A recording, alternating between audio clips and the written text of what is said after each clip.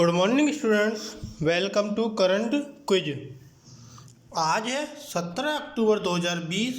17 अक्टूबर 2020 से रिलेटेड जो भी आपके करंट अफेयर्स के इम्पोर्टेंट क्वेश्चंस होंगे उन सभी को हम यहाँ पर डिस्कस करेंगे और सभी क्वेश्चन से रिलेटेड जो भी इम्पोर्टेंट फैक्ट होगा उन्हें भी यहाँ पर हम डिस्कस करेंगे।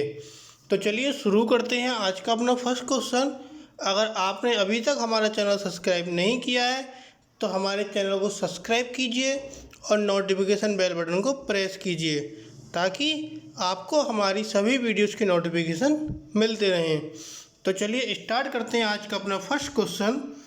उड़ीसा सरकार द्वारा आपदा प्रबंधन की तैयारियों को अगले स्तर तक ले जाने के लिए कितनी राशि मंजूर की गई है? तो अभी हाल ही में उड़ीसा सरकार ने एक राशि मंजूर की है जो आपदा प्रबंधन की तैयारियों के लिए है। तो वो राशि आपकी 205 करोड़ रुपए है। उड़ीसा सरकार ने 205 करोड़ रुपए की राशि को मंजूर किया है। अब इस राशि को मंजूर किसने किया है? जो आपके मुख्य सचिव हैं A.K. त्रिपाठी, उनकी अध्यक्षता में राज्य कार्यकारिणी समिति की बैठक में इस संबंध में निर्णय लिया गया है। किसने लिया? मुख्य सचिव A.K. त्रिपाठी ने। और जो आपको एक फ़ोटो दिखाई जा रही है ये आपके उड़ीसा के मुख्यमंत्री नवीन पटनायक हैं। बात उड़ीसा की आती है तो मुख्यमंत्री नवीन पटनायक हो गए। आपके उड़ीसा का राजकीय पक्षी इंडियन रोलर हो गया और राजकीय पशु सांभर हिरन होता है और उड़ीसा के राज्यपाल आपके गणेशी लाल माथुर हैं। ये था आपका उड़ीसा के बारे में। अगर आपको हमारी ये वीडियो अच्छी लगे तो प्लीज़ हमारी वीडियो को लाइक ज़रूर करें। नेक्स्ट क्वेश्चन, हाल ही में अच्युतम नंबूदरी का निधन हुआ है, वे किस क्षेत्र से संबंधित थे? तो अच्युतम नंबूदरी का निधन जो हुआ है वे काव्य के क्षेत्र से संबंधित थे। मीन्स एक वो कवि थे। अब इनका नाम हमारे लिए इम्पोर्टेंट क्यों है? क्योंकि इन्होंने 2019 में 55वां ज्ञानपीठ पुरस्कार जीता था। इसी के साथ इन्होंने केरल साहित्य एकेडमी पुरस्कार और एजुथन पुरस्क्रम सहित कई पुरस्कार भी जीते थे और इसी के साथ इन्हें 2017 में पद्मश्री भी मिला था। तो इसीलिए इनका नाम हमारे लिए इम्पोर्टेंट है। नेक्स्ट क्वेश्चन आता है, हाल ही में किसके द्वारा एक निवेश समारोह में नेपाली सेना के जनरल को मानद रैंक से सम्मानित किया जाएगा? तो अभी हाल ही में किसके द्वारा? M.M. नरवाने के द्वारा एक निवेश समारोह में नेपाली सेना के जनरल को मानद रैंक से सम्मानित किया जाएगा। तो इसका ऑप्शन आपका डी सही हो जाता है, M.M. नरवाने। अब ये कौन है? ये आपके सेना के प्रमुख हैं जो नेपाल का दौरा करेंगे और इसी के साथ नेपाल की राष्ट्रपति विद्या देवी भंडारी उन्हें मानद रैंक पुरस्कार प्रदान करेंगी। इसी के साथ अगर बात नेपाल की आती है तो नेपाल की आपकी करेंसी क्या है? नेपाली रुपया। और नेपाल के आपके प्रधानमंत्री कौन है? K.P. शर्मा ओली। ये था आपका नेपाल के बारे में। नेक्स्ट क्वेश्चन आता है, विशाल बी शर्मा को किस संगठन के लिए भारत के अगले स्थायी प्रतिनिधि के रूप में नियुक्त किया गया है? तो विशाल बी शर्मा को यूनेस्को के लिए भारत के अगले स्थायी प्रतिनिधि के रूप में नियुक्त किया गया है। अब बात यूनेस्को की आती है तो जब ये इनको नियुक्त किया गया तो इनसे पहले कौन थे? इनसे पहले थे जावेद अशरफ। इन्होंने जावेद अशरफ का स्थान लिया है और इनकी नियुक्ति की घोषणा विदेश मंत्रालय द्वारा की गई है। अब बात यूनेस्को की आती है तो यूनेस्को का मुख्यालय आपका कहाँ है? पेरिस में, फ्रांस में। इसके महानिदेशक ऑड्रे अजोले हैं और यूनेस्को की स्थापना आपकी 16 नवंबर 1945 को हुई थी। ये था आपका यूनेस्को के बारे में। नेक्स्ट क्वेश्चन आता है, बैंक ऑफ घाना के गवर्नर कौन हैं? तो बैंक ऑफ घाना के गवर्नर हैं डॉक्टर अर्नेस्ट एडिसन। इसका ऑप्शन डी सही हो जाता है। अब बैंक ऑफ घाना की बात क्यों करी गई है कि बैंक ऑफ घाना को 7वें सेंट्रल बैंकिंग अवार्ड से सम्मानित किया गया है। इसी के साथ बैंक ऑफ घाना के गवर्नर की ओर से यह पुरस्कार मिला है। अब बात बैंक ऑफ घाना की आती है तो घाना की बात आती है तो यहाँ पर घाना की मुद्रा क्या है आपकी, घाना सिटी। इसी के साथ वहाँ के राष्ट्रपति कौन है, अकुफो अडो। ये था बैंक ऑफ घाना के बारे में। नेक्स्ट क्वेश्चन आता है, हाल ही में राष्ट्रपति पद से अपने इस्तीफे की घोषणा किसने की है? तो राष्ट्रपति पद से अपने इस्तीफे की घोषणा सोरोनबाई जेनेबकोव ने की है। इसका आपका ऑप्शन ए सही हो जाता है। अब इन्होंने क्यों की है और ये कहाँ के राष्ट्रपति हैं? सबसे पहले तो ये किर्गिज़स्तान के राष्ट्रपति हैं सोरोनबाई जेनेबकोव। इन्होंने 15 अक्टूबर को राष्ट्रपति पद से इस्तीफा देने की घोषणा की है। इसी के साथ अब इन्होंने घोषणा क्यों की है, एक विवादित संसदीय चुनाव के बाद मध्य एशियाई जो राष्ट्र था उसमें उथल पुथल हो गई थी, अशांति हो गई थी और उसको समाप्त करने के प्रयास में इन्होंने क्या किया है, अपने पद से इस्तीफा देने की घोषणा की है। अब बात किर्गिज़स्तान की आती है तो किर्गिज़स्तान की राजधानी बिश्केक और किर्गिज़स्तान की मुद्रा किर्गिज़स्तानी सोम। ये था आपका किर्गिज़स्तान और सोरोनबाई जेनेबकोव के बारे में। नेक्स्ट क्वेश्चन आता है, महिला किसान दिवस कब मनाया जाता है? तो महिला किसान दिवस आपका 15 अक्टूबर को मनाया जाता है।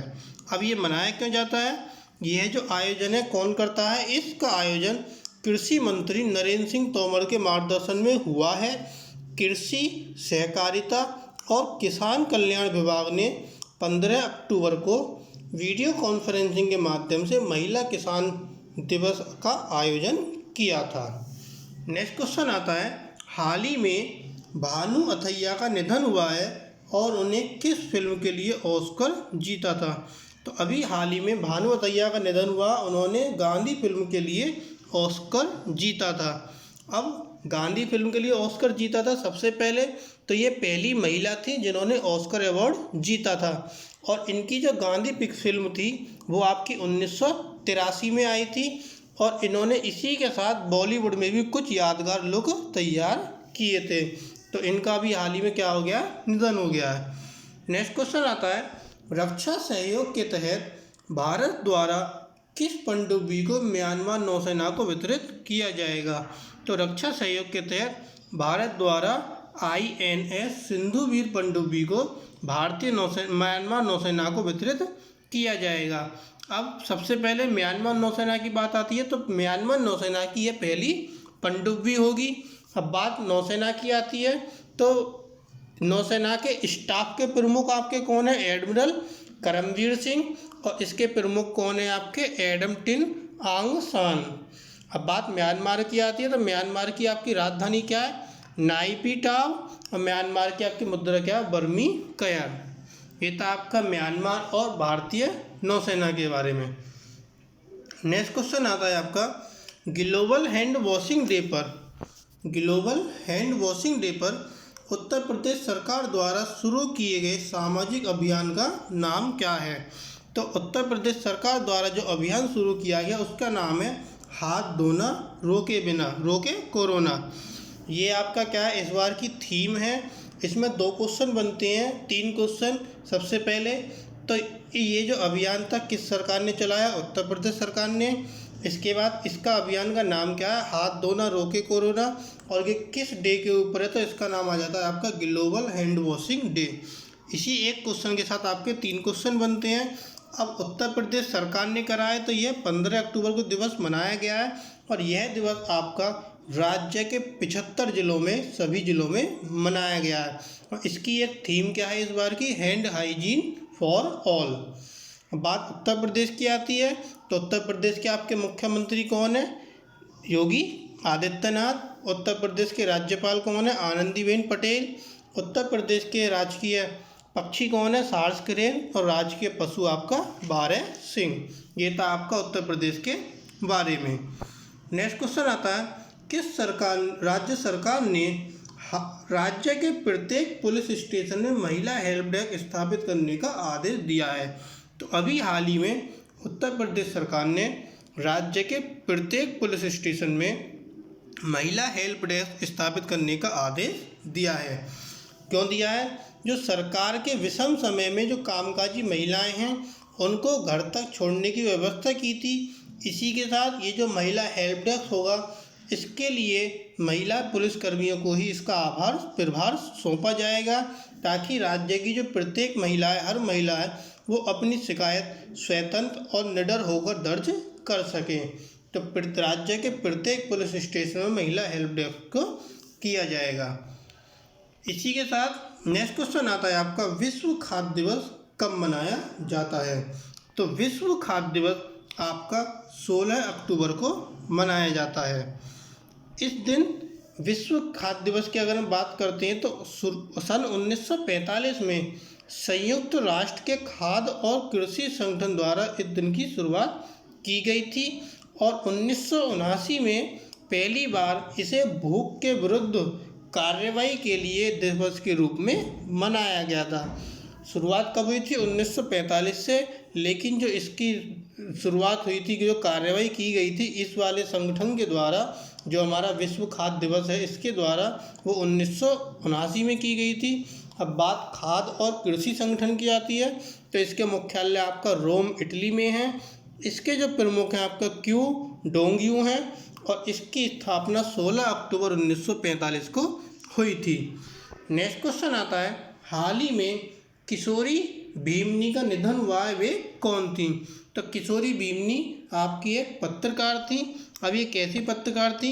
ये एक किशोरी भीमनी थी नहीं, ये गलत लिख गया यहाँ पर, थे आएगा, वे कौन थे? किशोरी भीमनी कौन थे? पत्रकार थे। अब ये कैसे पत्रकार थे? ये दिग्गज खेल पत्रकार थे और ये क्रिकेट कमेंटर भी थे। इनका भी हाल ही में निधन हो गया है। और इन्हें क्यों जाना जाता है, इनका नाम हमारे लिए इम्पोर्टेंट क्यों है? क्योंकि ये भीमनी जो है 1980 के समय में सबसे अधिक पहचाने जाने वाली आवाज़ थी, जो अंग्रेजी आवाज़ों में से एक थी। 1980 में अगर अंग्रेजी आवाज़ की बात की जाती थी तो किसका नाम लिया जाता था? किशोरी भीमनी का, जो एक दिग्गज खेल पत्रकार थे और क्रिकेट कमेंटेटर भी थे। इसी के साथ आज 17 अक्टूबर से रिलेटेड जो भी हमारे करंट अफेयर्स के इम्पोर्टेंट क्वेश्चन थे, उन सभी को हमने यहाँ पर डिस्कस किया और हर क्वेश्चन से रिलेटेड फैक्ट को भी हमने यहाँ पर समझा। अगर आपको हमारी ये वीडियो पसंद आई तो प्लीज़ हमारे इस वीडियो को लाइक कीजिए और ज़्यादा से ज़्यादा शेयर कीजिए, ताकि हमारे साथ अधिक से अधिक लोग जुड़ सकें। Thank you.